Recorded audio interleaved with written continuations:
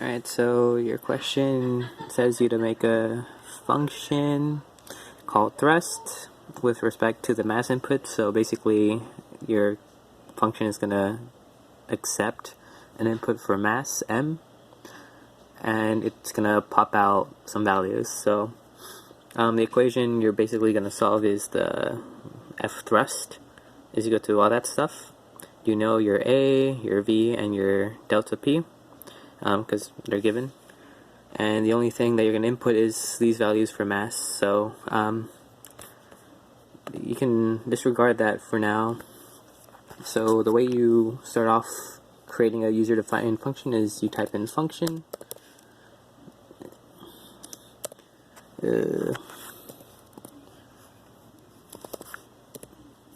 Right, so function space, then whatever you want the output to be. So for this one, I just call it f of t, or ft for the rest or whatever.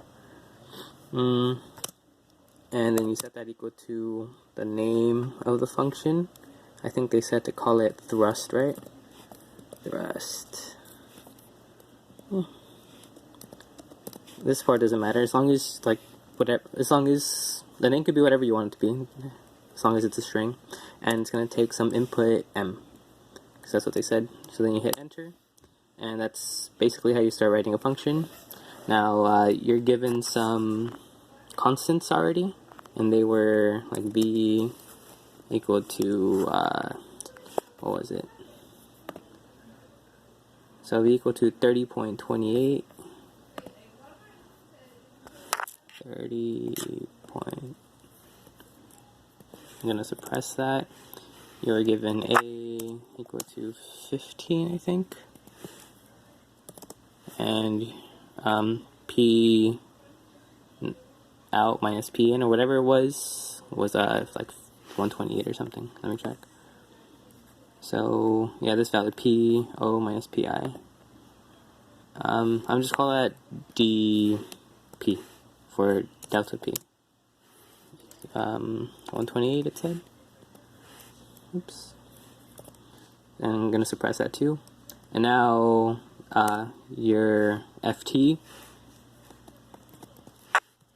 is equal to, so it was m times v, I think. So m, it's gonna be an array because they gave you like 4 values of it. So remember to do the period, the times thingy, and then v plus what was it? A delta p plus a times dp, and you finish making a function by typing end, and then that should be it. So the last step is just to save it. Save. Make sure when you save it, it's just whatever folder it picks by default, it's the right one. Just make sure that this name is the same name as the that's what you call the function right there. So it should be the same thing by default. So just click save, and that should be right there. See, thrust. Now to use it, you could just go into the command line. So I already used it just to check it. So first you have to set m equal to something, and that was like an array. I think it was 500, 1000, 850, and 750 or something like that. Yeah. So let's set that equal to it first. 500, 1000,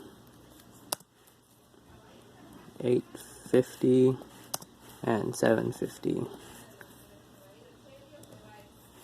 and then hit enter. So there's our array, and now we want to plug that into our function. So our function was just called thrust. Oops, thrust, and then so we call it by saying its name, thrust, and then just whatever our input is, and that should give you your answers.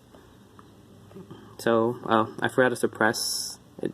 Showed it twice because I forgot to suppress it up here. So no big deal. Just save that. And yeah, that's pretty much it.